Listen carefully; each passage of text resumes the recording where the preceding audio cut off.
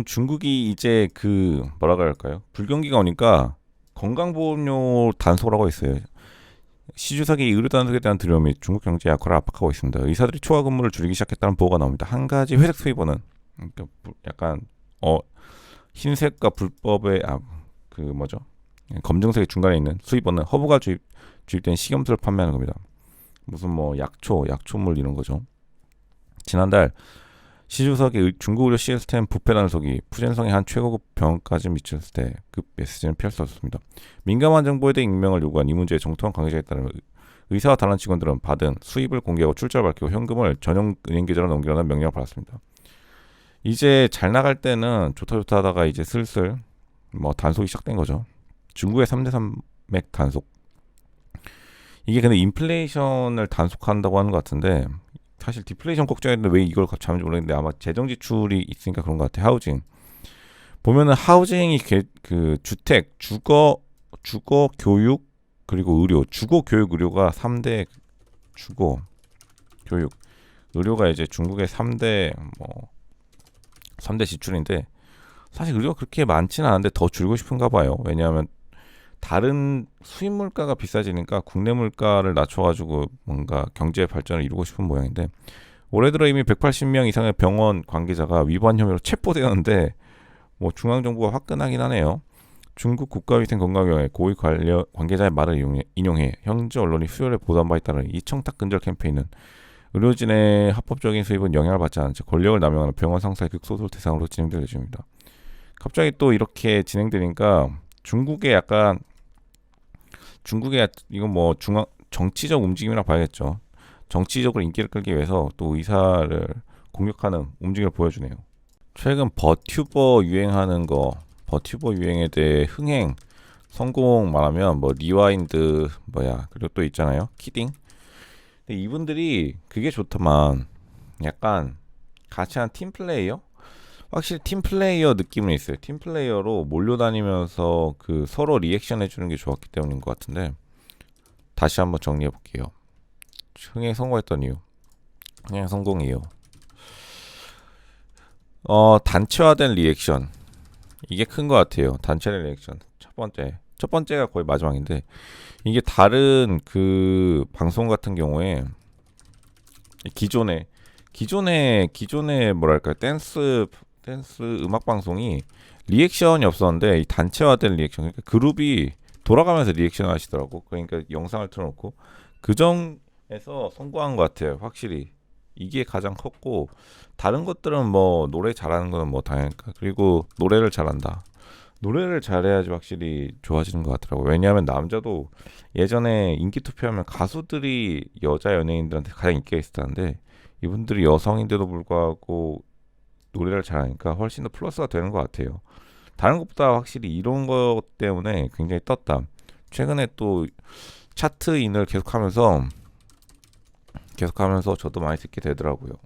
결국은 미국의 ARM이 오늘 새벽에 성공적으로 상장에 성공하면서 더 웃긴 게 이 손정희 소프트뱅크 그룹을 찬양하는 말들이 또 갑자기 올라왔네요. 예전에 근데 손정희 천조 펀드가 있었죠. 근데 천조 펀드가 잘 나가다가 좀 약간 안 됐어요. 근데 다시 지금 주식시장에 호황이 돌아오면서 다시 한번 손정희 전략이 맞았다고 하는데 근데 어쨌든 간 2023년 미국의 최대 기업 공개를 성공시킴으로써 손정희도 사실 체면을 살리게 됐네요. 인텔, 애플, 엔비디아 등 거대 기술 기업들이 ARM에 상장을 지원하는데 특히 엔비디아가 요즘 돈이 많은데 이거를 사겠다고 했는데 진짜로 사는 바람에 엄청난 돈을 불러일으키고 25% 상승했어요. 최고가액으로 상장했는데 25%더 상장하면서 모두 호재로 상장했죠. 호재로 장악했죠. 주식시장과 소프트뱅크 모두. 이제 앞으로 봐야겠는데 IPO 총매제 ARM의 대비는 2009년 금융위기 이후 가장 기국인 상장 침체기에 미국 상장을 계획하고 있는 수십 개의 기술 스타트업과 기타 기업의 IPO 총매제 역할을 할 수 있습니다. 한국에서도 미국에 상장하고 싶어 하시는 분들이 많은데 그게 최근에 좌절됐죠. 왜냐하면 상장가액이 너무나 낮아지거나 흥행 못하게 되면 큰 타격이기 때문에 근데 이번에 최고가액으로 인정받고 또 25% 상장 후 가격이 올라서 사람들의 관심이 높아지고 있다 이렇게 파악이 될 수 있겠네요. 이제 비트코인이 오랜만에 나스닥과 완전히 동일하게 일치를 하는데 예전에 불일치했던 사건들은 비트코인 규제 때문에 많이 그 비트코인이 디커플링이 됐다가 나스닥 움직임이랑 그 비트코인이랑 한동안 약간 움직임이 달랐는데 3개월 전에 한 번 무너졌었네요. 근데 예전에도 몇 번 무너졌었는데 3개월 전에는 특히나 법률 어쩌고저쩌고 때문에 많이 힘들었는데 지금은 다시 돌아왔어요. 상관관계가.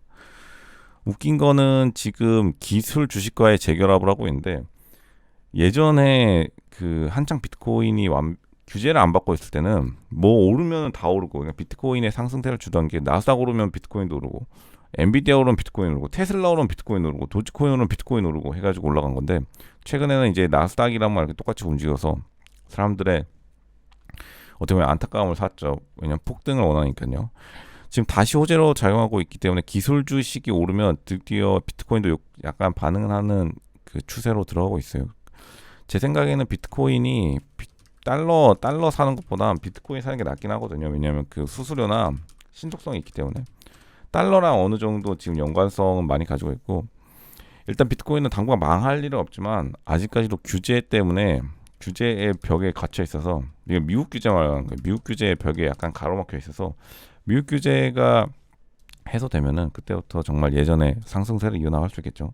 그러니까 뉴질랜드 중앙은행 뉴질랜드 중앙 관련해서 국회의원이 감세를 제공하지 않으면 자기가 사임하겠다고 할 정도로 총리네요. 총리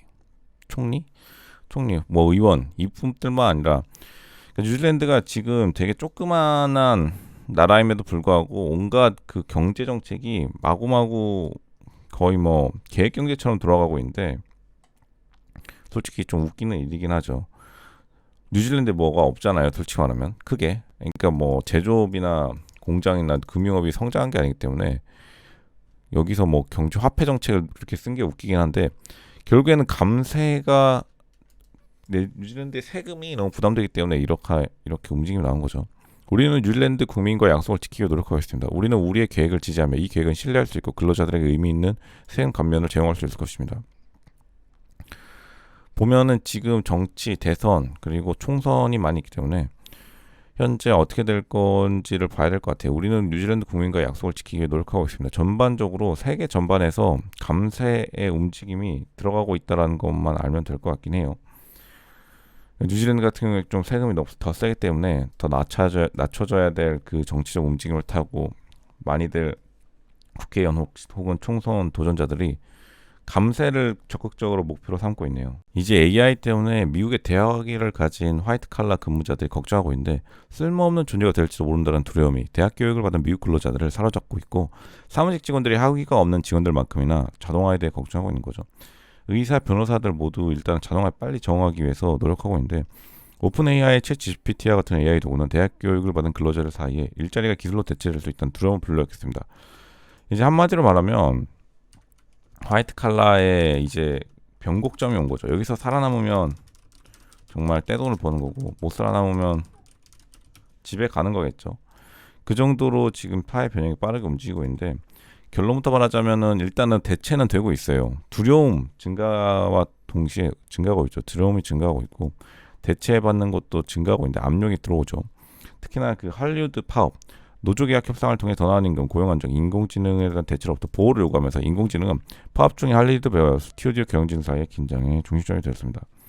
특히나 작가들이 이제 파업에 나섰는데 배우들까지 나서면서 솔직히 이게 조금 AI에 대한 논쟁을 촉발시킨 게 있죠. 기술에 대한 두려움을 높아졌지만 임금 근무 시간 또는 수당 삭감으로 다른 일자리 관련 논리는 2021년 이후 비교적 안정적으로 유지되어 노동시장에 대한 신뢰가 지속되고 있음을 보여줍니다. 당장 그 데이터로 나타나지 않지만 일단은 작가나 파업 사태가 지속되면서 사람들이 AI에 대한 두려움 반 그리고 기대 반인데 사실 빨리 대체되기에는 약간 애매한 게 AI가 글 쓰는 게 약간 평면화되어 있긴 하더라고요. 그럼에도 불구하고 계속해서 이러한 추세가 가속화된다면 모든 화이트 칼라는 아니고 몇몇 화이트 칼라 제 생각에는 그냥 오히려 비서 같은 분들은 대체 안 될 것 같고 약간 비서 같은 분들 원래 대체되지 않을 거라 생각했던 분들 중에 중간 관리자들이 많이 없어질 것 같아요. 중간 관리자가 사실 거의 필요 없긴 하거든요. 지금 보면은 유튜브 그 사업하시는 분들 중에서도 중간 관리자가 거의 없어요. 특징이. 그런데도 1년에 뭐 한 5, 60억은 쉽게 버시니까 중간 관리자가 없어질 것 같긴 해요. 중간 관리자 예전에는 뭐 의견 취합 정도로 했는데 이제는 AI 시대에 있어서 의견 취합이 AI가 다 할 수 있고 또 직접적으로 카톡으로 하면 되는 거니까 사장님한테. 이제 한데 뉴질랜드가 이제 언론을 탔었죠. 좀 잘난 척한다고. 그러니까 블룸버그가 이제 뉴질랜드 경기가 좀 안 좋아지니까 바로 비판하는 기사를 썼어요. 인플레이션 목표 무기화가 잘못되었을 때 뉴질랜드는 물가 목표치를 선도했습니다. 이제 중앙은행은 정치 축구가 되었습니다. 이게 중앙은행을 그냥 정치 도구로 대부분 사용하다가 뉴질랜드는 너무 멀리 가가지고 부작용이 일어나고 있죠. 경제 규모가 작게 이런 쇼를 할 수 있었다고 블룸버그는 한마디로 말하네요. 경제 규모가 뭐 작기 때문에 이런 쇼를 할 수 있었다. 2%라고 못 박은 순간 사람들이 당연히 이걸 이용하려 하죠. 뉴질랜드 키위들은 오랫동안 인플레이션 목표치를 설정한 선구자라는 자부심을 가지고 있었으며 해외에 그들의 선구자의 역할을 상기시킬 기회를 거의 놓치지 않고 있었습니다. 인플레이션 목표치를 보면은 이 뉴질랜드 분들이 급격한 금리 상승을 촉발했어요. 미국보다 더 올라가는데 자기가 좀 할 수 있다고 잘난 척하다가 조금 오버한 거죠. 그랜트 로버트슨 재무장관은 이중이 이미 LBNG 그러니까 뭐 뉴질랜드 중앙은행 행태를 바꾸지 않았다고 주장합니다.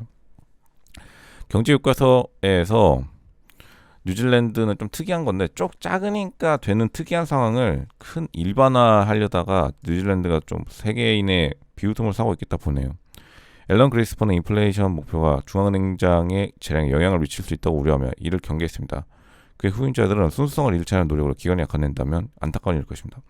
결국 처음에는 순수하게 시작했다가 뉴질랜드 은행도 중앙은행도 이제 인플레이션을 하면은 인플레이션 목표치를 설정하면 이게 딱 계속해서 목표치를 너무나 강하게 설정하면 결국은 중앙은행이 정치인으로 되는 거랑 마찬가지죠. 자기 유리할 때 그리고 자기 선거 직전에 그냥 잠시 좀 풀어줬다가 선거 지나고 나면 다시 인플레이션을 낮춰가지고 금리가 높아지면은 그 이익을 보는 사람하고 이익을 보지 않는 사람하고 어떻게 명확히 나뉘죠.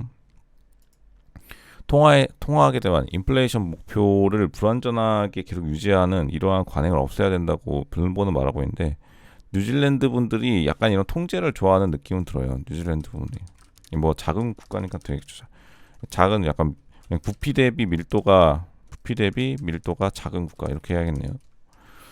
비판하는데 사실 뭔가를 그 벤치마크 삼을 때는 뉴질랜드와 같은 거를 특이 케이스를 벤치마크 삼아야 되지 않아야 된다. 이걸 다시 한번 좀 깨닫게 되네요. 이제 최근에 라스베가스에서 카지노들이 해킹을 당했는데 웃긴 게 원격으로 그 슬롯 머신을 못 땡기게 만들었다요. 땡기더라도 이제 그 보상이 안 나오겠죠. 믿을 수 없을 정도로 효과적인 해킹이라고 했는데 이 MGM하고 시저스라는 곳이 한 곳 더 당했어요. 거의 수백억을 푸는 그 해킹 풀어주는데 돈 지불했다고 이분들은 아직 지금 당해 있고요. 그 뭐 협상을 하고 있는 것 같은데 드대형 카지노 운영업체를 대상으로 사이버 공격을 감행한 것으로 의심되는 해킹 그룹은 누군가를 속여 컴퓨터 시스템에 민감한 정보에 액세스하도록 하는 등 사회공학 기술로 빠르게 이름을 알렸습니다. 사회공학 기술은 이제 솔직히 말하면 분장하고 진짜 그 뭐죠? 뱅크런 영화 소재라고 보시면 되죠. 이 사건에 정통한 4명의 사람인데 5명으로 늘었네요. MGM 리조트 인터내셔널의 사이버 공격을 가하는 혼란을 이야기했고 시저스 인터내셔널 엔터테인먼트는 다른 호텔 운영 주체인데 몇 주 전, 3주 전인가? 몇 주 전에 당하고 한국 돈으로 수백억을 지불했어요. 공격자들이 어떻게 MGM에 침입했는지는 아직 명확하지 않지만 지금 뭐 보니까 그 외부 협력업체 그 서버를 타고 들어왔다고 해요. 소셜미디어 앱 텔레그램을 통해 연락을 통한 스케이터드 스파이더 멤버라고 밝힌 사람은 이 그룹은 10명 미만으로 대부분 친구들이며 11살 때부터 해킹을 한 초해킹 그룹이라고 하네요. 지금 MGM 대변인은 그 요청에 거부하고 있고 몸값 요구가 하는데 이미 몇 주 전에 수백억을 받아낸 전력이 있는 만큼 10명 미만의 이 그룹이요. 이번에도 한 수백억이 되지 않을까 했는데 이런 일은 없애겠지만 앞으로 기업 보안에 좀 신경을 많이 쓰는 계기가 될 것 같네요. 근데 카지노를 노린다는 게 약간 영화의 한 장면 같아서 지금 많이 뉴스에 떠오르고 있는 것 같아요.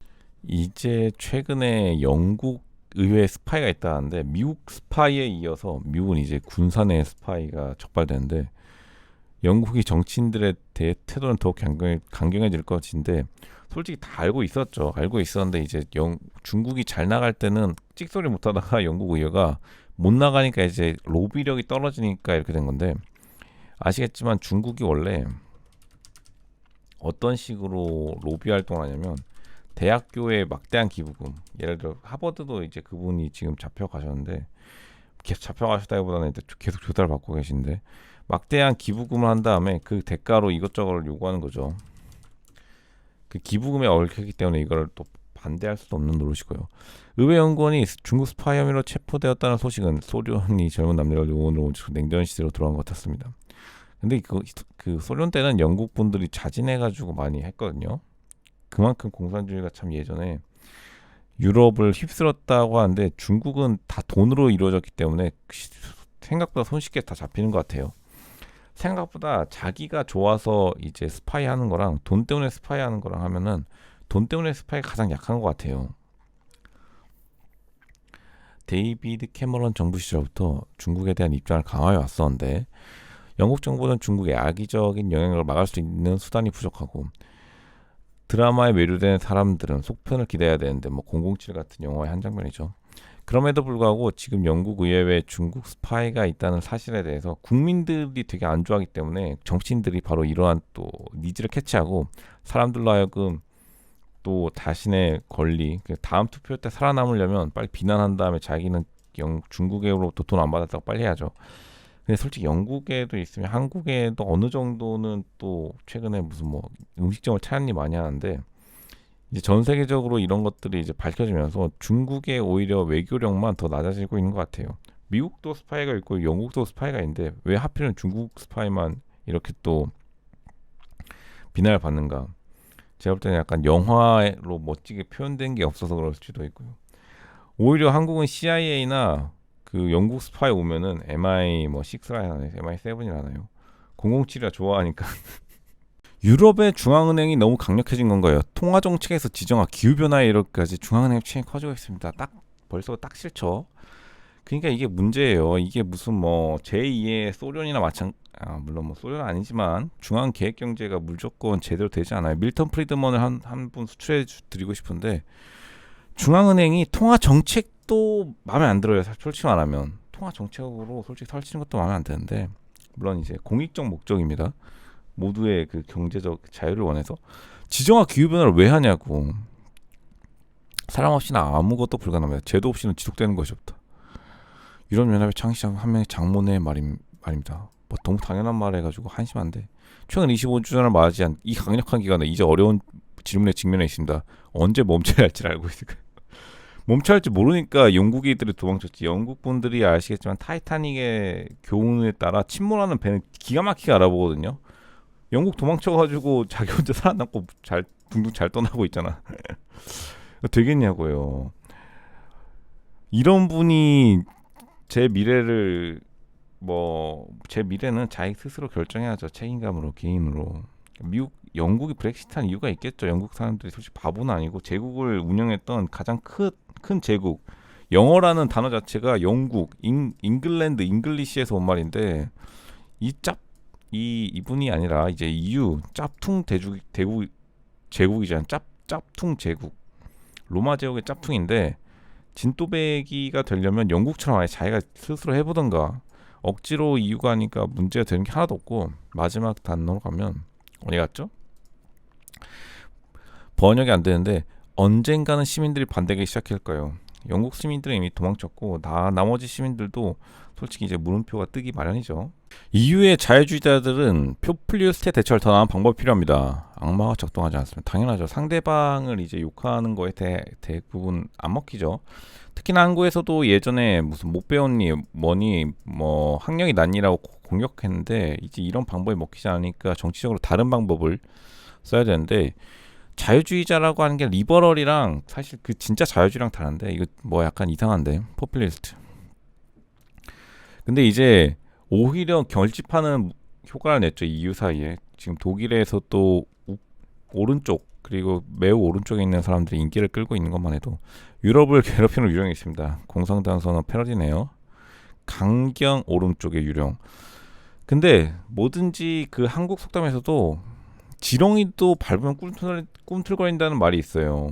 독일이 왜 독일에서 갑자기 해놓냐면 얼마나 우리가 독일 그 한국에서도 교과서에 독일 무릎 꿇는 사진 그러니까 그 아시겠지만 전 세계 한국도 마찬가지 전 세계에서 가만히 있으면 멍석말이 당하기 딱 좋은데 독일을 지금 한 50년간 예전에 그 1940년대 그 잘못 때문에 멍석말이하고 초등학생들도 무릎 꿇는 사진 하면 독일도 무릎 꿇어 펑펑 이렇게 막 아야아야 시키면 당연히 독일도 잘하다가 아 이거 나 너무 호구 아닌가?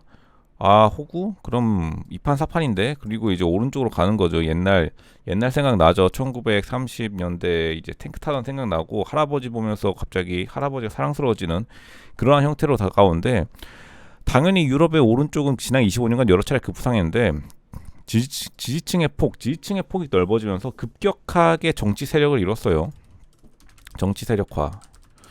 이유는 그러니까 그 사유는 당연히 만만하게 보면 뭉친다. 이렇게 한마디로 접근할 수 있겠네. 기후변화를 경시하는 엑손의 전략 내부라고 해서 월스트리트 뉴스가 독점하는데 내부 문서에 따르면 이 거대 석유기업이 공개적으로 언급한 내용은 사적으로 이 문제에 접근하는 방식과 매우 달랐습니다. 물론 기업이 겉으로는 다 사랑한다 하지만 내부적으로는 다른 게 있겠죠. 근데 이렇게 부정적인 건 아니고 그렇진 않죠. 2000년 엑손이 기후변화로 인한 위험을 공개적으로 인정한 것은 그의 CEO에 취임한 엑손 출신 렉스 틸러슨의 초기 행보였습니다. 일각에서는 틸러슨이 엑손을 과학적 합의에 따르게 한 중재자라고 평가하기로 했습니다. 근데 어쨌든 기업은 기후변화를 최대한 사랑하지만 주주의 가치를 보호하는 내에서 사랑하는 거죠. 주주한테 손해보러 한 다음에 남의 돈으로 그 환경 보호를 할 수 없으니까 최대한 합리적인 방향으로 나아가는 게 맞고 그렇다고 해서 지금 엑손이 가장 1위잖아요. 근데 지금 열심히 그 친환경으로 가고 있어서 안 그래도 주주 사이에서도 그 불만이 많은데 왜냐하면 너무나 큰 중장기적 목표에 몰두하는 거 아니냐고. 근데 단순히 그러니까 단순히 경시하는 이 태도가 마음에 안 들다고 공격한다면은 더 큰 문제가 생길 수밖에 없죠.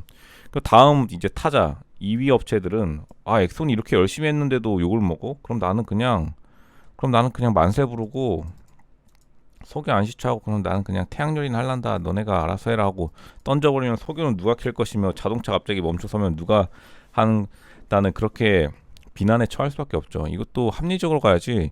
기후변화의 가장 큰 문제점이 너무 감정적인 거예요. 이제 ARM 상장으로 이제 시장이 되살아날 수 있는데 사실 이게 왜 중요하냐면 ARM 있잖아요. 갤럭시 그 칩셋 설계해주고 대충 이제 뭐 이것저것 만들던 회사인데 이게 원래 처음에 소프트뱅크의 손정희 회장 있잖아요. 한국인 한 회장이 갔어요. 초반엔 조금 반응이 미비했는데 최근에 엔비디아가 주가가 급등하면서 뜬금없이 ARM도 이제 그 가치가 급등한 거예요. 또 거기다가 미국이 노리고 있다는 소문이 팍팍 들면서 칩셋 전쟁이 있었죠. 예전과 달리 최근에 칩셋 전쟁이 있었기 때문에 그렇기 때문에 소프트뱅크 손정희가 이거를 뉴욕에 이제 상장시키려 했는데 뉴욕에서 이거를 최고가액으로 신청해 줬어요. 최고가. 지금 거의 가치 평가를 70조로 해줬어요. 70조 한 기업에다가. 그러니까 손정희가 좋아가지고 난리치는데 손정희가 천조 펀드에서 엄청 손해를 봤는데 이거 한 방으로 거의 다 만회가 거의 될 만한 그 정도의 성공을 거두니까 사람들이 다 좋아하는데 그리고 정치적인 좀 이유도 있고요. 지금 M&A가 쪼그라들었는데 이거 한 방으로 미국 경제를 되살릴 수 있을 만한 파괴력을 가지고 있어요. 2024년에 상당수의 기업이 상장을 고려할 것이라 말하는데 사과 카트를 계속 운행할 수 있을지 귀추가 진행됩니다. 2023년에 이걸 바탕으로 이제 딱 쫙 다 밀려있는데 지금 ARM이 흥행하면서 가치평가를 최고액으로 받으면서 다 지금 줄줄이 내년 초에 빨리 하겠다고 뭐 대기표를 끊어놓은 상황이죠. 이제 또 이런 게 있죠. 세상의 종말에 대비하는 방법, 연구의 최신 위험 등등은 대재앙을 자세히 예측합니다. 뭐 이런 거 약간 영화의 한 장면이 아니라 그 대피소 그리고 아포칼립스라 하죠. 포스트 아포칼립스 뭐 세계가 무너진 이유 뭐 아시겠지만 그 뭐지 폴아웃 같은 게임의 배경이 되기도 하죠.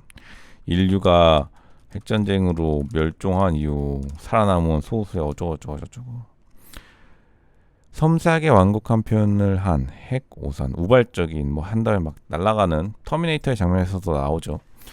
이에 따른 계획은 중요한데 두 가지 점수가 부여되며 다른 단점도 있고 정부가 정말 원할 때 뭘 원하는지 리스크를 아주 잘 관리한 사례 긍정적인 측면을 생각해보면 예상치 못한 끔찍한 위험이 닥쳐도 적어도 비난할 사람은 없을 것입니다. 국가 전체에 따르면요. 이제 벙커에 숨는다는 게 요즘에 한국에서도 벙커 위치 알기 뭐 이런 거 하더라고요. 사람들 재미로 반재미로 재미 반 이제 농담 반이 했지만 실제로 뭔가 긴급 상황이 일어났을 때 뭐 대피소 혹은 그 뭐랄까요 연습을 해놓은 거 좋죠. 최근에 그런 일이 있었는데 삥삥 울렸죠. 서울의 경고 메시지가 이런 또 그걸 반복하면서 근데 약간 예전과는 달리 한국에서도 분쟁의 위협이 좀 다가온 것 같긴 해요. 계속해서 대만과 중국이 서로 으르렁거리고 있고 최근 중국은 이제 국방비를 2배로 쓰는 등 조금 약간 이상한 행보를 많이 보이고 있어서 특히나 일본도 다시 재무장하고 있죠. 일본도 국방비를 좀 늘리고 있기 때문에 개개인이 좀 대피할 수 있는 그걸 마련해야 될 것 같긴 해요. 얼마 전에 또 영국의 그 런던 공습 해가지고 사람들 지하철에 숨는 모습이 또 그 TV에 뭐 소개되었던데 그런 것들이 반복되면 이제 한국 사람들도 갑자기 준냉전 시대 체제에 대비하게 되는 거예요. 이제 유로피언 유니언 EU가 중국 자동차 제조업체들이 유럽에서 조사를 받고 있는데 반덤핑 뭐 중국 하면 또 덤핑이고 덤핑하면 중국이죠. 덤핑 중국 차가 덤핑으로 지금 EU에서 조사를 당하고 있는데 한마디로 말하면은 조금 나대지 말라 이렇게 경고 메시지를 한번 보내주는 거죠. 근데 사실 중국 입장에서는 고통스럽죠. 중국은 이제 전기차만이 유일한 그 뭐라 그럴까요? 취업 생산문인데 이것마저 없어지면 큰일 나는데 근데 사실 그만큼 유럽이 좀 절박하다는 상태인 것 같아요. 딱 봐도 근데 이거 포르쉐 타이칸 베낀 거죠. 위는 타이칸, 밑에는 테슬라. 실제 테슬라 공장에 뭐 준 거 있으니까요. 차이나의 소프트 파워가 굉장히 높아져서 소프트 파워라기보다는 이제 중국 전기차가 생각보다 좀 세련되면서 중국이 또 전기 제품을 솔직히 그렇게 못 만드는 건 아니에요. 보시면 20% 유럽에서 판매되는 모든 자동차에 중국이 차지한 비중 20%로 달할 것으로 예상되고 있는데 상상도 못했을 일이죠. 한국도 없는데 한국은 이제 전기 버스가 있는데 사실 모든 차량이 전기가 되면서 이게 근데 EU가 BMW 사장도 EU한테 최근에 그 한마디 했어요. EU의 보조금으로 중국만 꿀 빨고 자기 유럽에 팔고 BMW는 아시겠지만 엄청나게 두들겨 맞았죠. 배기가스 기준 맞추라고. 그러니까 BMW에 세운 거둬서 중국에 보조금 주고 중국은 이빠이 그냥 20%까지 확대하려는 전략을 하니까 그러니까 EU의 다른 정치 세력들이 야 이거 안 되겠다 너네 빤덤핑 장난하냐 이거 해가지고 중국 차를 이제 탁 틀어막으려 하는데 문제는 이제 유럽 소비자들이 또 가난하잖아요. 유럽들이 생각보다 가난하기 때문에 싸고 포르쉐 타이칸 같이 생겼는데 물론 로고는 후지지만 바로 그냥 한 대 사는 거죠. 앞으로 이렇게 되면은 중국의 유럽이 진출이 가속화될수록 유럽의 시민들의 불만이 높아지겠죠. 그럼 중국이 청년 실업률이 21%인데 맞바꾸어야 되는 거니까 뭐 유럽 청년들도 일은 해야죠. 근데 이게 바로 개발도상국의 문제인데 모디 총리는 인도의 극심한 지역 격차를 확대하고 있습니다. 남부주들은 점점 더 억압받는다고 느낍니다. 근데 실제로 남부주는 평생 5천 년간 가난했는데 어떻게 모디 총리가 달 탐사 성공했는데 모디 총리를 욕할 수 있냐 이거야.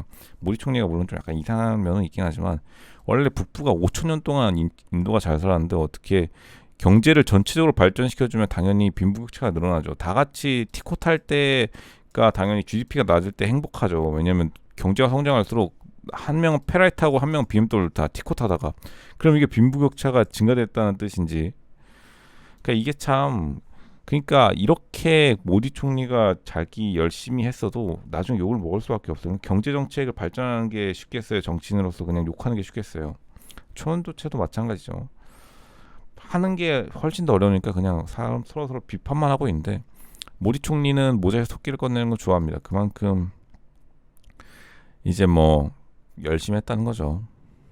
보시면은 북쪽이 훨씬 더 압도적으로 잘 살죠.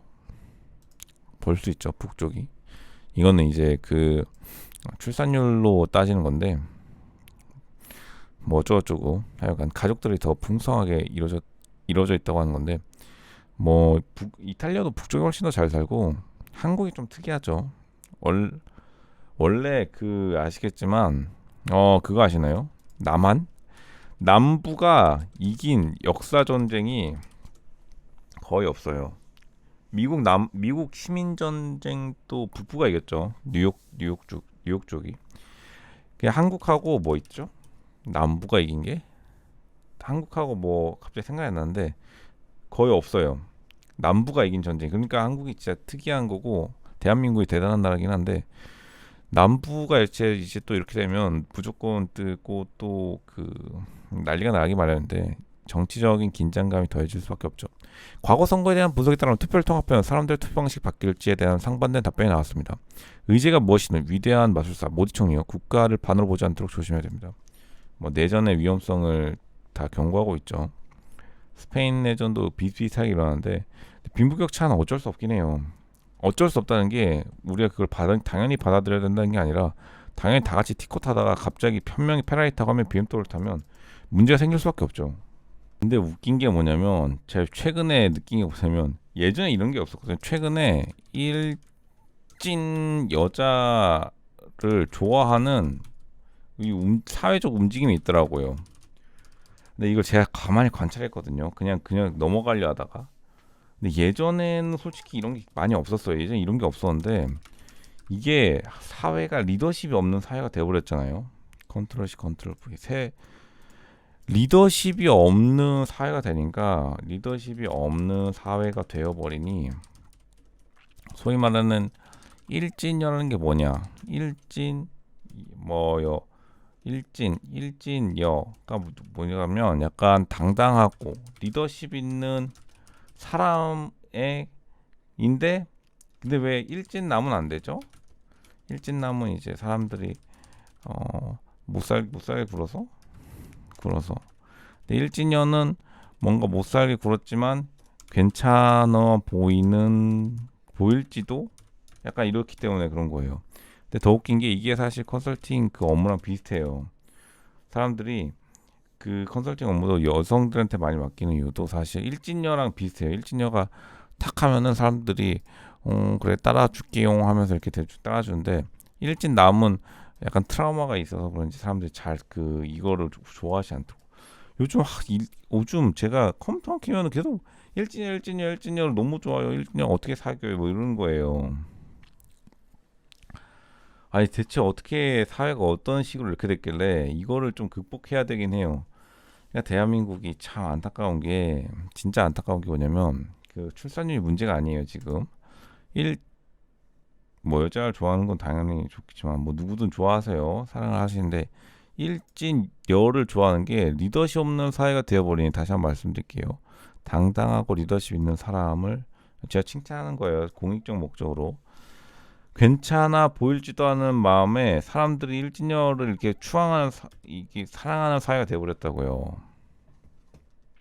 이제 요즘에 세대별 결혼 비용 인터뷰가 유행하는데 뭐 아시다시피 세대별 비용 인터뷰에 무슨 뭐 세상 모르는 당연히 돈은 많을수록 좋죠. 돈은 많을수록 좋다.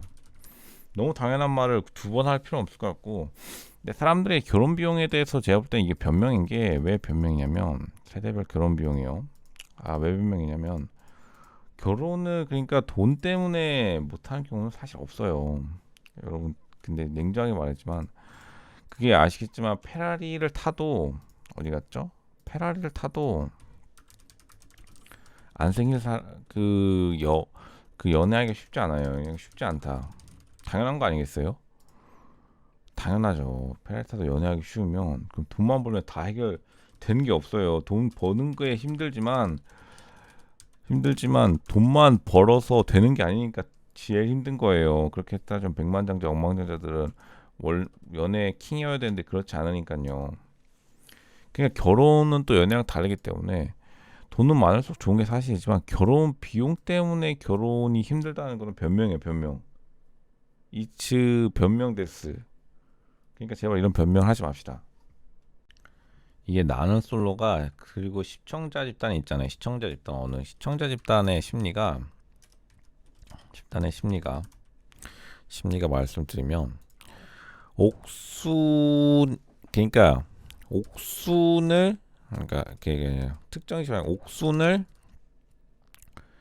옥순을 이제 어떻게 보면은 대리 만족한다. 대리 만족의 심리죠. 대리 만족 심리. 근데 뭘 대리 만족하냐가 문제인데 사실 이게 진짜 그거예요. 제가 볼 때는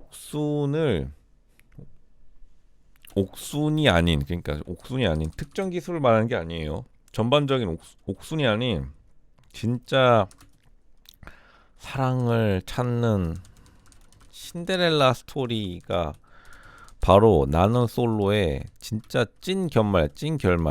진짜는 나는 솔로라는 단어를 쓴 것 자체가 아시겠지만 나는 솔로 제목 자체가 나는 솔로잖아요. 나는 솔로라 왜 제목이 나는 솔로인가?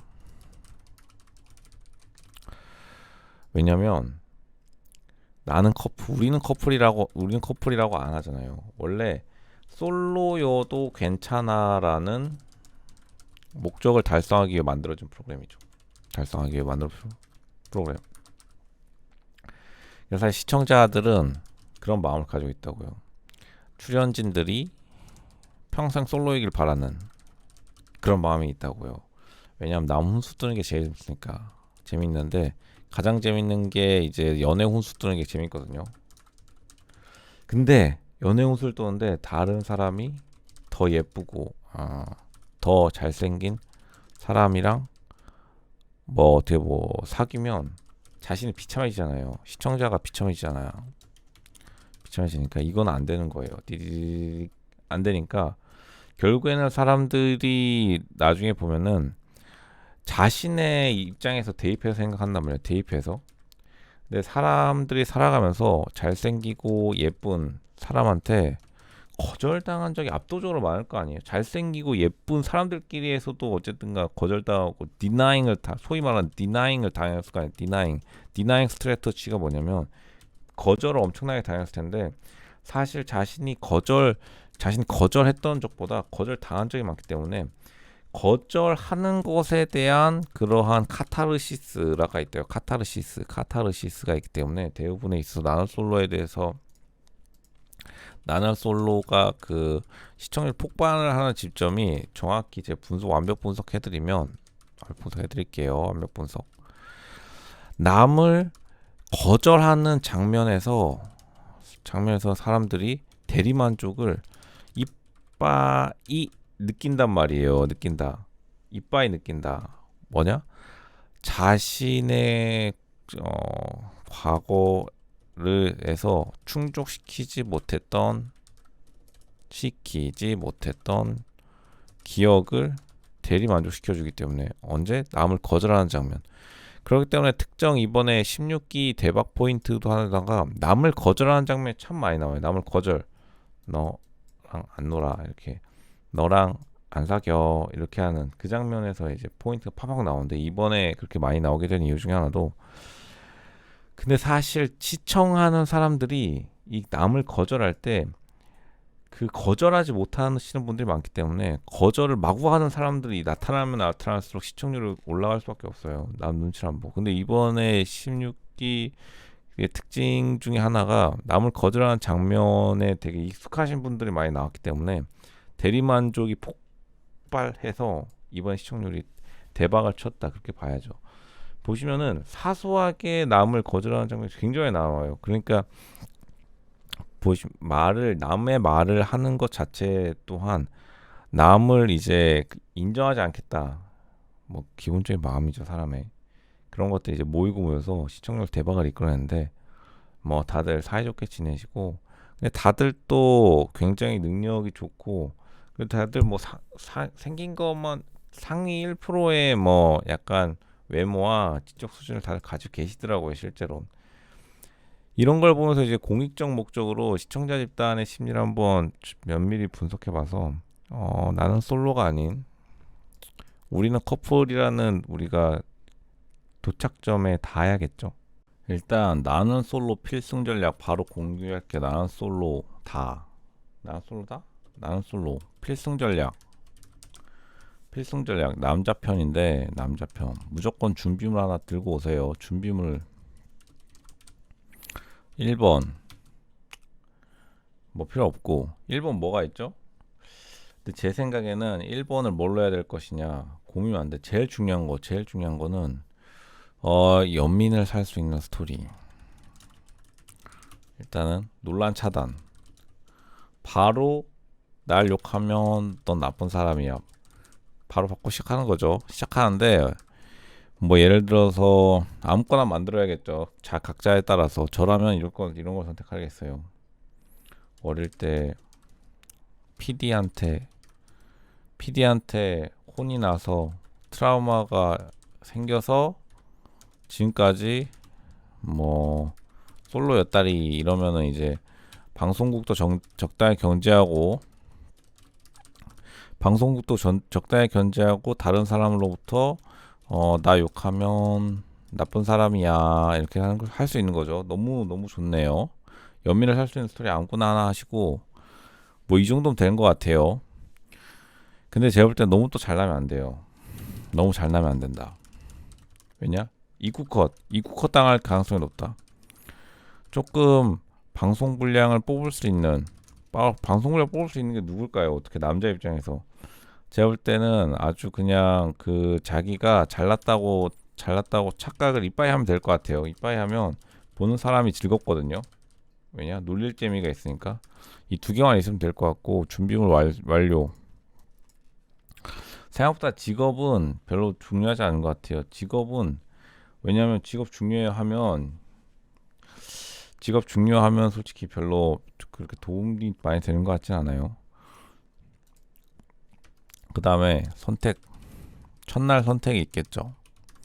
제 생각에 첫날 선택은 이게 있는데 이게 무조건 그 옥순을 뽑아야 된다. 옥순 뽑고 난 옥순이랑 데이트 할 거니까 이렇게 하고 그냥 째버리는 거죠.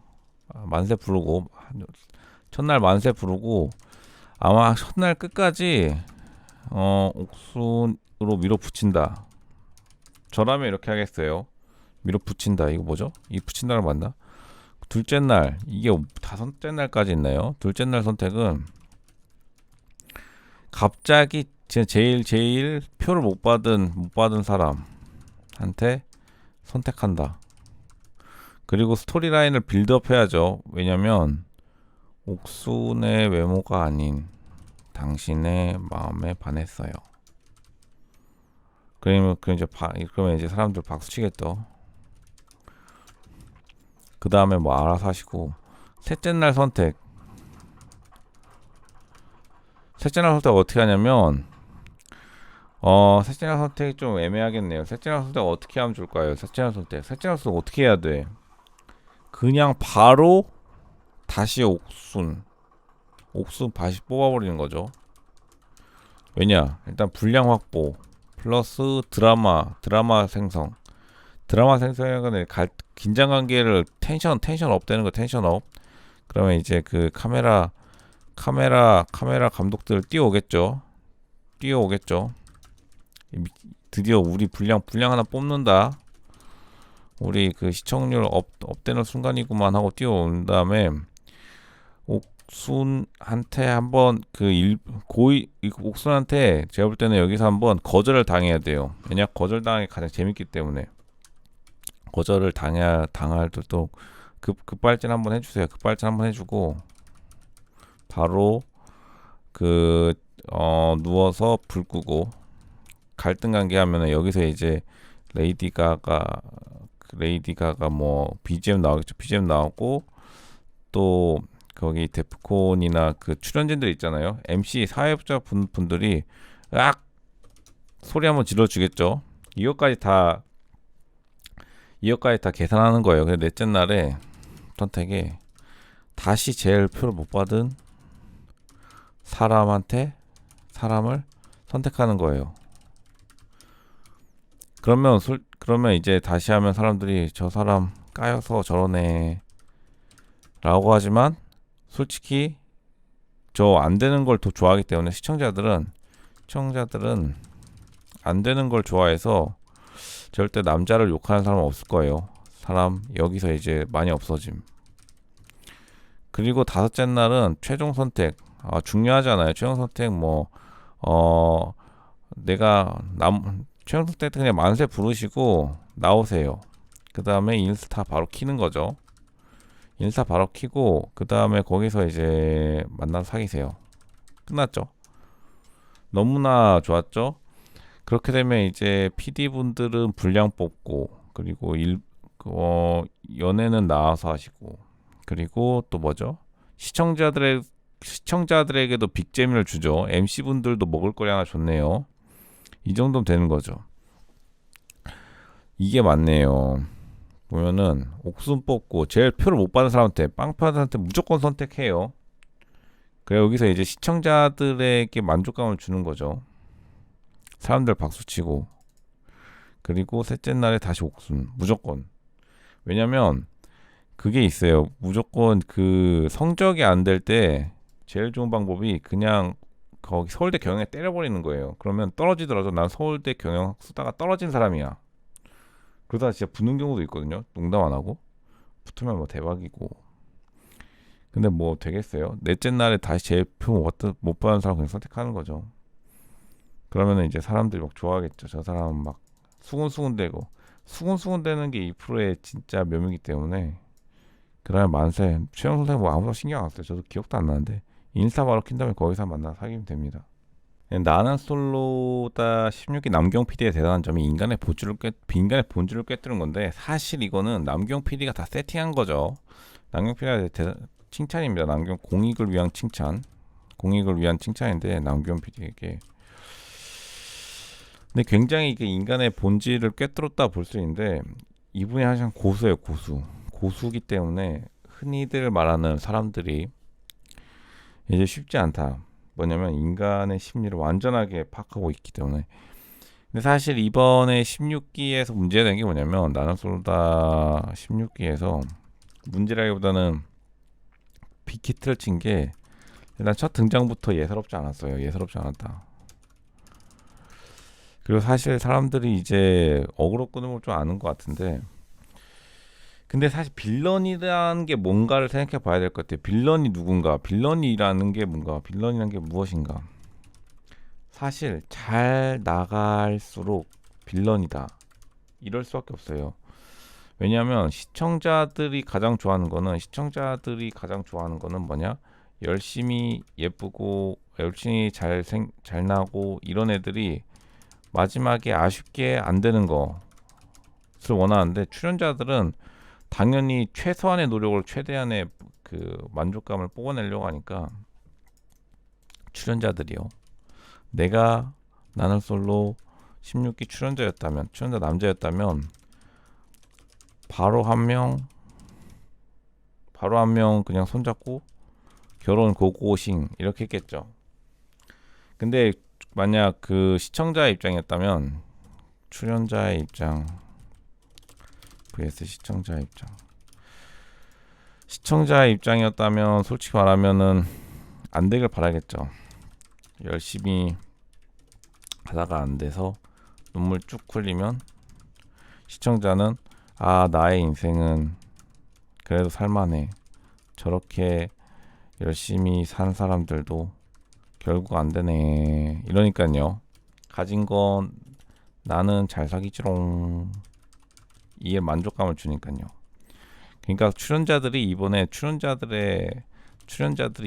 좀 똑똑하다. 이렇게 판단이 되겠네요.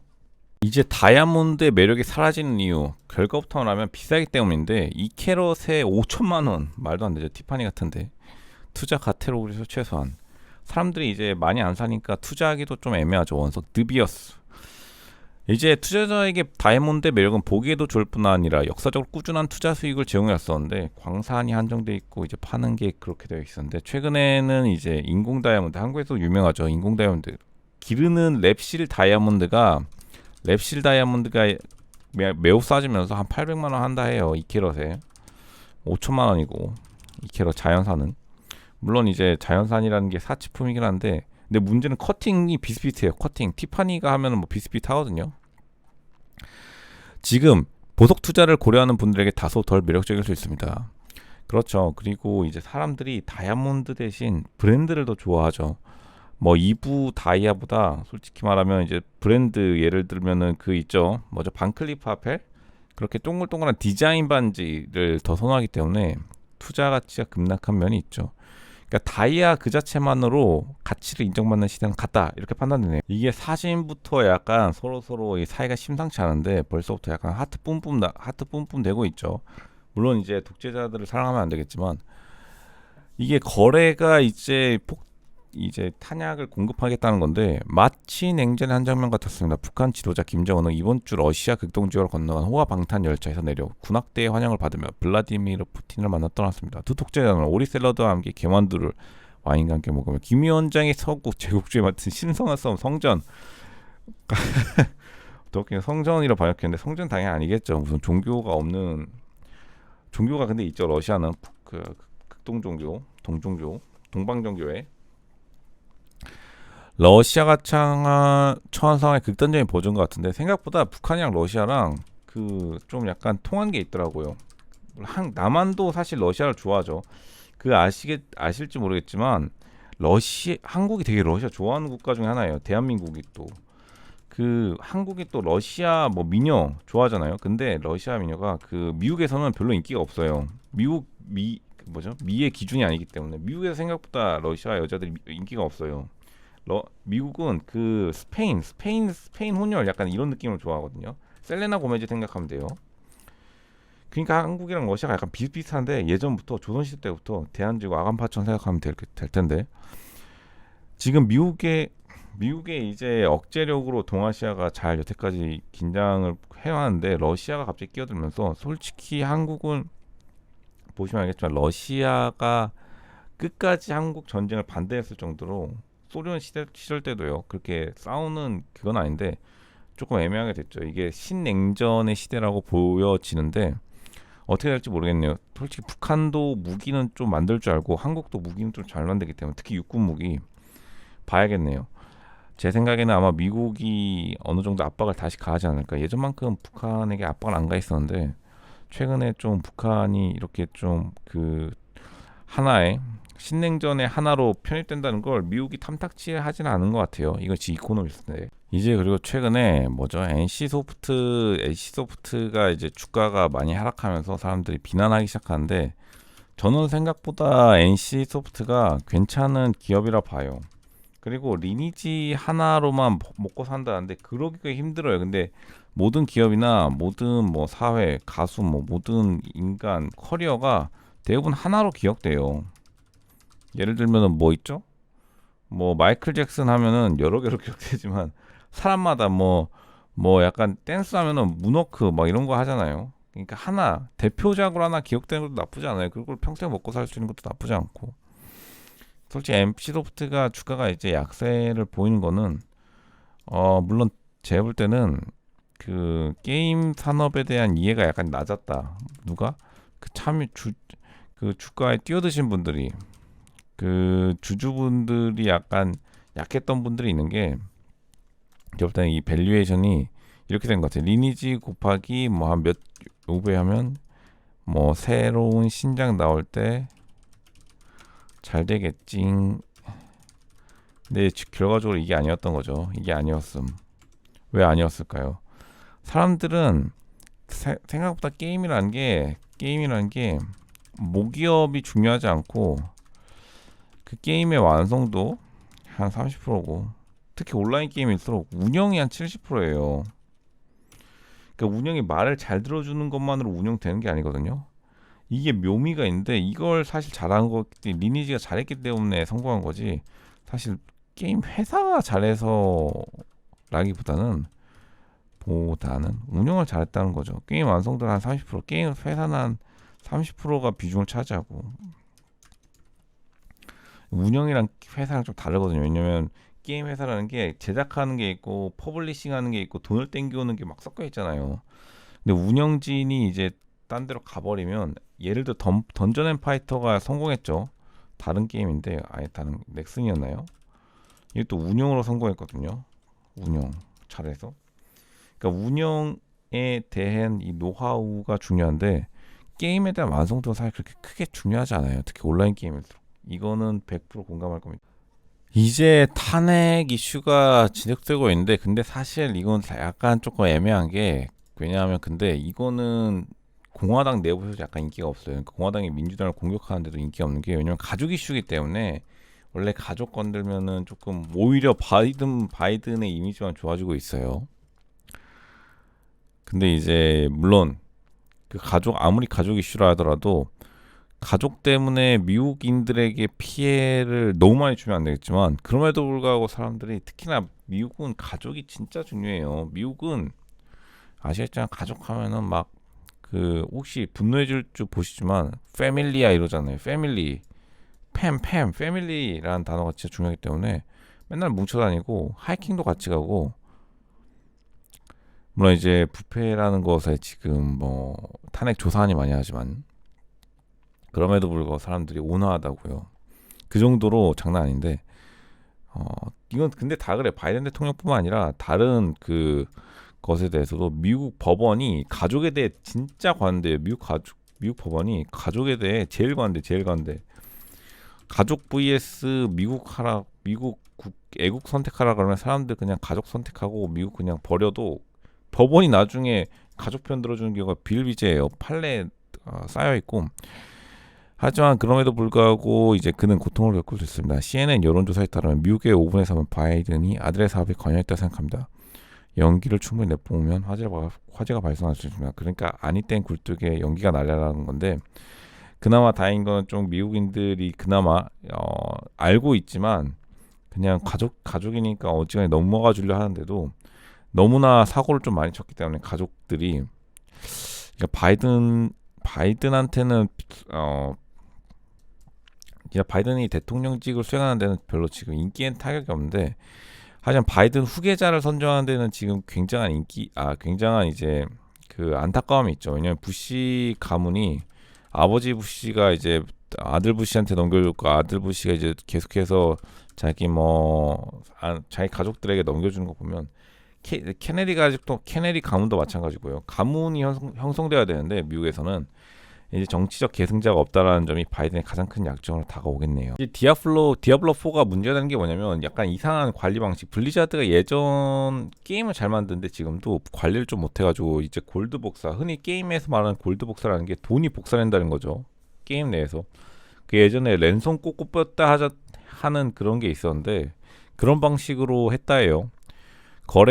이미 거래한 캐릭터를 랜선을 뽑은 다음에 다시 캐릭터를 복구시키는 이런 식으로 그러니까 다른 캐릭터에 넘겨서 골드를 한 캐릭터에서 한 캐릭터 넘긴 다음에 넘긴 이후에 아마 랜선을 뽑는 거겠죠. 뽑고 다시 캐릭터를 복구시키면 넘긴 골드만큼 남아있었다는 거겠죠. 참 황당한 일이긴 한데 그러니까 그 이전 시간 돌아간다는 건데 이런 게 먹힌다는 것 자체가 관리나 그렇게 시스템적인 측면 게임은 잘 만들어 놓고 실제로 사람들이 게임 내 경제를 잘 이해하지 못했고 이런 것을 좀 간과해가지고 디아블로가 사실 3도 처음에 그렇게 무너졌다가 다시 4도 이렇게 무너진다는 것에 대해 굉장히 가슴이 아프게 하네요. 우선 백종원의 골목시장이 결국 건물주만 좋은 일 임대료를 자꾸 올린다고 하는데 그렇긴 해요. 이게 그 좋은 의도는 역시나 선한 의도 지옥으로 가는 길은 좋은 의도로 포장되어 있다. 그럼 천국으로 가는 길은 어디죠? 천국으로 가는 길은 이제 좋은 행동으로 포장되어 있다라고 하는데 백종원 분이 의도는 좋아하는데 결국에는 임대료만 이빨에 올려버리는 거죠. 어쩔 수 없는 것 같아요. 사실 어쩔 수 없고 임대료라는 게 그리고 건물주를 탓하기도 애매한 게 그럼 임대료를 내려 장사가 잘 되는데 그러면 건물주 분들이 솔직히 세금을 많이 내잖아요. 그러니까 이걸 누구를 탓할 건 없을 것 같아요. 그러니까 장사도 잘 되는데 임대료는 10분의 1이면서 뭐 서울 명동에 그리고 서울 명동보다 10배 장사 잘 되고 가격도 싸고 모두를 만족시키는 건 사실 없는 거죠, 이 세상에. 그 골목식당이라는 게 결국 백종원의 그 브랜드 가치로 가는 거기 때문에 결국에는 이게 어쩔 수 없는 현실인 것 같아요. 결국 안 되는 데는 이유가 있고 잘 되는 데는 이유가 있는데 뭐 임대료가 하루에 한 달에 1억이라도 100억씩 팔아버리면 장땡인 거니까 사실 임대료를 또 너무 건물주만 공격하는 이런 사회 분위기를 좀 바꿔야 될 것 같긴 해요. 어쨌든 백종원 분은 이제 공인이니까 건물주를 약간 탓하는 말을 할 수도 있겠지만 결국에는 상권이라는 게 그 뭐라 그러죠? 뭐 음식점 사장만 있어서 상권이 형성되는 게 아니라 건물주도 있어야 되고 물론 뭐 거기 그 구청 사람도 있어야 되고 그리고 또 브랜드 이렇게 제공해주는 프랜차이즈 사업가도 있어야 되고 다 같이 모여서 하는 협력적 생태계를 구축해야겠죠. 아이폰 15 현지 반응이 이제 그러니까 결론부터 말하면 중국 분들이 그 화웨이 쓰자 그 M60 프로 메이트였나요? 신제품 화웨이 중국산 핸드폰 쓰자라고 하는데 근데 딱 봐도 이제 뭐 그 속옷 색깔로 뭐라 하고 그리고 너무 비싸다라고 하고 화웨이에 비해서 근데 솔직히 그러면 이제 아이폰 14나 아이폰 13 싼 거 쓰면 되긴 하는데 일단은 화웨이에 대한 칭찬이 되게 많은데 화웨이가 이거거든요. M60 프로. 근데 이게 사진으로만 봐도 이게 훨씬 더 고급스러워. 이거 어떻게 같은 기종으로 보겠어. 같은 기종으로 보기 힘들 만큼 이게 더 너무 고급스러워 보여. 이게 더 애플이 고급스러워 보이죠. 같은 가격이라면 당연히 이거 쓰고 화웨이가 얼마나 싼지는 모르겠는데 화웨이가 좀 싸긴 하겠죠. 근데 솔직히 화웨이 그 사장 가족들도 아이폰 줄줄이 하나도 아니고 아이폰 뭐 한 움큼 쓴 거 보면 아직도 아이폰 프로가 조금 우위에 있다 이렇게 생각이 들어요. 물론 뭐 소비자 수요를 촉발했다고 하는데 시장 출시 후 수요 기대치 폭발, 수요 기대치를 굉장하고 그리고 뭐 비행기에서 위성 통화가 가능하다고 하고 프리미엄 제품이라고 하는데 강력한 출하량은 기대치를 초과했다. 모르겠네요. 화웨이 근데 지금 제가 뭐죠? 그 중국 핸드폰을 하나 가지고 있긴 한데 테스트용으로 생각보다 괜찮긴 한데 아이폰만큼은 아니에요. 인도가 계속해서 디지털 경제에 계속 박차를 가하고 있는데 당국의 인터넷 차단 조치로 인해 온라인 판매자 차량 서비스 기사들은 단 어떤 나라보다 더 많은 비용을 부담하고 있습니다. 그러니까 인터넷이 좀 차단되긴 했어요. 인도 당국이 인터넷을 차단했을 때 월 매출이 9,000달러 이상 사라졌다고 말했습니다. 지금 이게 인도 분들이 뭐 약간 그럴까요? 인터넷 다운 그리고 뭐 규제인데 그냥 인터넷을 그냥 꺼버리는 방화벽도 아니라 모디 총리가 당선된 지 9년이 지난 지금 세계에서 가장 많은 민주주의 국가인 인도의 인터넷 차단 건수가 전 세계 1위를 차지하고 있습니다. 그러니까 이 차단이 그 차단이 아니라 그 한국의 무슨 뭐 워닝 그것도 아니라 그냥 꺼버려요. 그 지역 자체를 압도적인 일이기 때문에 지금 이렇게 또 일하시는 분들이 만약 배달 가다가 어떤 사람이 무슨 뭐 유언비어를 퍼뜨린다 해서 그 지역이 꺼져버린다. 난감하죠. 뉴델리의 앱 기반 식료품 배달 서비스 배달원이 주문의 포장 대기를 기다리고 있습니다. 그나마 뉴델리는 수도니까 대도시니까 괜찮은 것 같은데 포퓰레이션 온라인 인도가 생각보다 그 뭐라고 해야 될까요? 인터넷 환경이 그렇게 좋지 않더라고요. 화상회의 해보신 분은 알 거예요. 화상회의가 약간 특권층에 가까울 정도로 잘 되는 데가 잘 많이 없더라고요. 저와 제 가족은 어떤 면에서 특권을 누리고 있기 때문에 특권이라 하잖아요. 특권을 누리고 있기 때문에 이 어려운 시기에 살아남을 수 있습니다. 하지만 손에서 이불을 생각하는 직공들은 생계를 유지하기 어렵습니다. 그러니까 인도의 인텔리 화이트 칼라들은 완전 진짜 귀족으로 취급받고 그 귀족의 그 업무 환경 인터넷 쓰는 것조차 특권이라 여겨질 정도로 인도가 정말 그 제한 없는 인터넷 연결에 되게 힘들고 있다. 그러니까 솔직히 말하면 이 월스트리트저널은 뭐 스타링크까지 얘기하고 싶어 하는 것 같은데 일단은 뭐 스타링크가 지금 위성에서 그냥 쏘고 단말기만 있으면 되는 거니까요. 스타링크까지 이야기하기보다는 규제에 대해서 이야기하고 있는 것 같아요. 그 인도 자체가 그 차단 규제 그리고 하드 커팅 그냥 소프트웨어를 막는 게 아니라 그 인터넷 선을 내려버리는 이러한 좀 방식에 대해서 의문을 품고 있네요. 이제 미국 라스베가스 해킹 나가면서 레전드 사건이 벌어졌는데 MGM 뭐 영화에서 나오죠. 촥 들어가면서 카지노 운영자에게 몸값을 요구했는데 몸값이라보다는 이제 그 풀어주는 대가로 미국을 노리는 가장 공격적인 공격자 중 하나인 해킹 그룹 뭐 북한이라고 볼 수도 있겠나요? 아직 정체는 밝혀지지 않았습니다만 네바다주 라스베거스 MGM 리조트 인터내셔널 그랜드 호텔 앤 카지노 정통한 4명의 사람들에 따르면 MGM 유명하죠. 인터내셔널은 몇 주 전에 당했었는데 동일한 공격자 그룹에게 해킹당했는데 랜섬웨어를 배포해요. 회사 파일을 잠가는데 얼마를 요구했는지는 안 알려줬는데 엄청나게 요구했겠죠. 답변을 거부했고 사이버 공격으로 인해 사이트가 지금 딴 데로 접속되고 예약 시스템 및 전국 카지노 일부 슬롯머신 근데 슬롯머신을 중단시킨다는 이 아이디어가 대단한 것 같아요. 이제 슬롯머신을 못 땡긴다는 거겠죠. 카드 결제 시스템도 목통이 되고 같은 그룹의 사이버 공격으로 해킹을 당했으며 시저스 다른 그룹이 수천만 달러를 지불했다고 해요. 몇 주 전에 수천만 달러면 한 몇백억 되네요. 비공개 IT 공급 업체를 먼저 침입했다. 근데 이제 협력사를 먼저 침입한 다음에 시저스 똑같은 라스베가스의 카지노 운영업체에 해서 수백억 달러 근데 다 비공개로 돼 있어서 사람들이 쉬쉬하고 있었는데 이번에 MGM 더 유명한 MGM이 해킹당하면서 이번에도 뭐 수백억 달러를 달라 하겠죠. 그래도 주가는 1.2% 하락밖에 안 했기 때문에 시저스 별로 그렇게 크게 영향은 없을 것 같기도 한데 어쨌든간 시총은 많이 날라갔겠죠. 이렇게 해서 뭐 기업 보안이 요즘 중요하다 해서 최근에 한국 시장에서도 디지털 보안에 대한 뭐 수요가 늘어날 것이다 이렇게 예측될 수 있겠네요.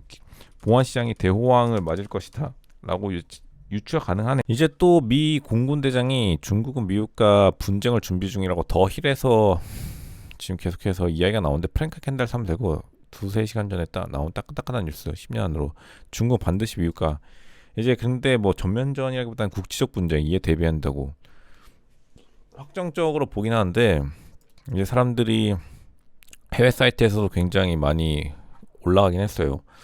근데 어쨌든간 중국은 지금 이미 경제전을 치르고 있죠. 미국과 함께. 미국이 먼저 고금리로 중국의 부동산 기업을 망하게 한 거는 전 세계가 알고 있기 때문에 중국도 사실 이거에 보복할 방법으로 일단 대만의 그 반도체 공장으로 해가지고 미국의 경제에 타격을 입히려고 지금 대만을 공격하려고 준비 중인 거죠. 그러면 이제 당연히 반도체가 지금 당장 없어지면은 미국이 뭐 무기고 미사일이고 뭐고 만들 수 없으니까 지금 이것 때문에 대만 때문에 지금 골치가 아픈데 미국도 그러니까 빨리빨리 반도체 공장을 짓고 있지만 이거 가동되려면 한 3-5년 걸리죠. 그러니까 중국이 지금 경제전에서 양상에서 이제 분쟁 수준으로 온 건데 물리적 분쟁이 일어나야 마는데 사실 한 번 정도 부딪힐 수는 있겠죠. 이제 정말 안 되면은 근데 그걸 이제 완급 조절을 잘해야 물리적 분쟁이 없을 것인데 10년 내에 만약 발생한다면 사실 여기 대만이라기보다는 인도 이런 데에서 갑자기 분쟁이 일어나가지고 거기에 약간 끼어든 형태가 되지 않을까 특수부대를 중심으로 그렇게 생각이 되네요. 굉장히 이미 대비를 해야 된다는 게 아니라 이미 대비가 다 돼 있죠. 그리고 미 공군이 아니라 미 해군 중심으로 그 중국에 대한 공격 시나리오가 다 돼 있기 때문에 홍콩을 타서 이렇게 올라가는 거 중국도 다 알고 있죠. 예전에 아편 전쟁할 때도 홍콩이 밀리면서 이렇게 올라와 버리는 바람에 베이징이 항복한 경험이 있기 때문에 어떻게 해야 할지를 다 알고 있고 한국이 예전에 사드 때문에도 그것 때문에 논란이 많았죠. 7살 아이를 살린 미국에서 챗GPT가 의사보다 낫다라는 말이 하면서 논란이 되고 있어요. 미국 MBC 한국 KBS죠. 유명 아침 뉴스 프로그램 투데이는 미국에 거주하는 코트니와 7살 아들 알렉스의 사연을 보도했는데 뭐 결론부터 말하자면 더 잘 치료해버렸다. 그러니까 왜냐하면은 그 증상을 말하니까 튀어나왔는데 이렇게 하세요 하고 가가지고 약사한테 쪼르륵 약 타가지고 먹으니까 나았다는 거죠. 솔직히 외과 의사 빼고 챗GPT한테 내과 의사들이 조금 당할 거라는 의견은 많이 있었는데 진짜로 실현이 되면서 굉장한 파문을 일으키고 있어요. 암진단 AI가 의료진보다 정확한 학술지 잇따라 게재 그러는 거죠. 인공지능 암 진단 전문의만큼 뛰어나 했기 때문에 이제 그 영상의학과 특히요. 이제 한국에서도 이런 게 지금 인기를 끌고 있는데 레디올로지, 란셋, 디지털 헬스 등 연구 결과가 실렸는데 앞으로 이런 연구 결과가 더욱더 힘을 얻음에 따라 앞으로 어떻게 하면은 의사가 AI에서 역할 근데 더 발달돼서 사람을 더 많이 살리면 좋죠. 뭐 의사들이 수입만 보존된다면 그렇게 할 테니까요. 근데 이게 뭐 의사를 완전히 대체할 거라고는 생각하지 못하니까 어쨌든 환자를 누가 봐야 되거든요. 사실 환자가 심리적 안정감 AI가 띠릭띠릭 당신 끝났습니다 이런 거보다 열심히 해보죠라고 하는 게 더 나은 것처럼 사실 수입에는 별로 지장이 없겠지만 앞으로 근데 의료 정책에는 변화가 있을 수밖에 없겠죠. 그러니까 한국도 미국과 같이 좀 미래 의료 정책 AI 의료 정책에 대해서 진지한 토론이 필요하다. 월스트리트저널 오른쪽 정통 보수인 월스트리트저널조차도 바이든을 대체할 대안이 없다라고 민주당의 한 당황스러운 상황을 얘기하고 있죠. 그만큼 바이든이 사실 인물은 인물이에요. 옛날에 온화했던 미국의 최전성기를 이끌었던 그 시절을 겹쳐 보이는데 체력이 약해져가지고 이제 솔직히 이길 가능성 거의 없어 보이는데 바이든을 그 물귀신 작전한 건 민주당입니다. 트럼프의 그림자에 겁을 먹은 그들은 지지율이 정치는 바이든에 대한 비승인으로 반응하며 더 겁을 먹게 만드는 신호를 깜빡입니다. 그들은 바이든을 비난하거나 싫어하지 않습니다. 그러나 그들은 반대의 시나리오는 희망합니다. 그런 시나리오였습니다. 결국에는 민주당 분들이 이제 미국 민주당 분들이 바이든 후계자를 선정하지도 않고 이제 대선에 임하기 때문에 뭐 질 확률이 높다라는 걸 월스트리트저널이 우회적으로 비난하는 건데 실제로 민주당에 인물이 없긴 해요. 공화당은 차기 젊은 스타들이 몇 명 있거든요. 생각나는 게 뭐 비백 라마소니도 그렇고. 하지만 민주당은 솔직히 버니 샌더스가 있거든요. 버니 샌더스 유명한데 이분도 좀 할아버지시죠. 그리고 뭐 앤드류 양도 이제는 조금 그 이번 내각에 진입을 못하면서 조금 소외된 것 같고, 앤드류 양은 그리고 그 기본소득으로 유명해진 거지 정치가로 유명해진 건 아니거든요. 그 민주당의 후계자가 없다 이런 식이기 때문에 사실 만약 트럼프가 없어진다 하더라도 솔직히 차기 공화당 젊은 후보랑 붙으면은 당연히 공화당이 그 중장기적으로 우위에 설 수밖에 없겠죠. 왜냐하면 젊음을 이길 수 있는 게 사실 크게 많지는 않으니까. 일단 이제 그 멕시코 외계인 있잖아요. 멕시코 외계인의 진실이라 나오는데 결론부터 말하자면 이 멕시코 대통령분이 약간 미신을 좋아하는데 이분이 이제 예전에 여러 개의 뼈를 조합해서 만든 적이 있다 하셨더라고요. 뭐 이렇게 돼 있는데 보시면은 라마랑 이것저것 조합했다고 하는데 모르죠. 진실은 뭐 알 수 없겠지만 실제일 수도 있겠지만 보니까 이렇게 또 부적 넣는다는 거 좋아하시고 부적 좋죠. 또 그리고 행운의 집회 이렇게 홍보 좋아하는 거 좋은 건데 이렇게 국회 앞에서 의회 대통령이 이렇게 또 공개된 장소 이런 걸 믿는다고 하면 뭐 재미는 있겠지만 요종 찾아다니고 트위터에는 자기 요종 찾았다면서 사진도 올리셨다고 해요. 슈퍼비전 of my untrained works one taken by engineers 3 years ago everything is mystical. 되게 또 이런 거 약간 그 넷플릭스의 기묘한 이야기 좋아하시는 분들 있죠. 그렇기 때문에 뭐 외계라는 게 뭐 조합했다 뭐 약간 해프닝이 아니지 않을까라고 생각되는데 물론 뭐 사람마다 다르겠죠. 일단은 라마뼈와 매우 유사하다. 그리고 이걸 좀 후원해 주시는 이런 걸 좀 좋아하는 대통령이 지금 멕시코에 계신다라고 보면 될 것 같네요. 근데 또 이걸 좋아한다는 게 뭐 나쁜 건 아니고 또 흥미롭네요. 지금 심각해져가는 독일 경제가 있는데 140년 구미 백화점 폐업 세일, 독일 경제 역성장 먹구름이 있죠. 제조업 부진, 가계 소비 위축 여파, 백화점 폐업, 베를린 수도 한복판에 있는 거. 근데 백화점 치고 조금 너무 허접하죠. 그리고 전기요금이 진짜 비싸요. 그 독일이 전기요금이 장난 아니에요, 진짜로. 그 유명하죠. 이분들이 좀 불쌍한 게 그래도 에어컨을 좀 키시더라고. 근데 에어컨을 키는 게 이분들이 그래도 한국은 아무리 심해도 한국도 은행이랑 관공서에는 에어컨 어느 정도 키잖아요. 이분들은 행사를 해도 국제 행사에도 에어컨 안 키는 걸로 유명해요. 독일이 진짜 유명한 게 행사장에 심지어 돈 내고 참여한 행사장에 왜 에어컨 안 키는 거지? 탈원전 독일, 원전 중심 프랑스에서 전기 수입 크게 늘려요. 어쩔 수 없죠. 왜냐하면 자기 국가에서 탄소를 낮추려고 타 국가에서 전기를 그냥 사와버리는 이렇게 하고 플러스 알파로 지금 여기 빠졌는데 그 가스 요금도 있죠. 천연가스. 슐츠 총리 에너지값 폭등에도 원전 건설 요구 일축. 이분 이제 인기 진짜 없고 중국 자동차 시장 중국 업체의 점유율 사상 최초로 50% 넘어. 이번에 그 독일에서 열린 모터쇼에 중국 제품, 중국 차가 독일에서 열리는 모터쇼인데 독일보다 더 많이 출품했어요. BYD. 근데 약간 저가긴 해요. 솔직히 말하면. 고령화 인구는 뭐 말할 것도 없이 지금 보면은 엄청나게 올라가 있고, 독일 경제 G7 중 올해 유일하게 역성장 예상. 브렉시트 욕하더니 독일이 이제 스스로 나락에 가죠. 이거 이코노미스트 해놓고 유럽의 명자. 독일이 지금 안 좋기 때문에 앞으로도 계속해서 안 좋아질 것 같고, 그리고 또 독일 차들이 생각보다 MG 세대 중심으로 인기가 없어서 실제로 BMW 3 시리즈 타시는 분들이 모델 3로 바꾼 경우가 되게 많다고 해요. 특히나 여성분들에게 있어서 전기차가 진짜 인기이기 때문에 이제 독일이 여성의 소비자가 없어지면 남성 소비자들 또한 모델 3로 넘어가는 상황에서 더욱더 취약한 기반이 되지 않을까, 그렇게 판단이 되네요.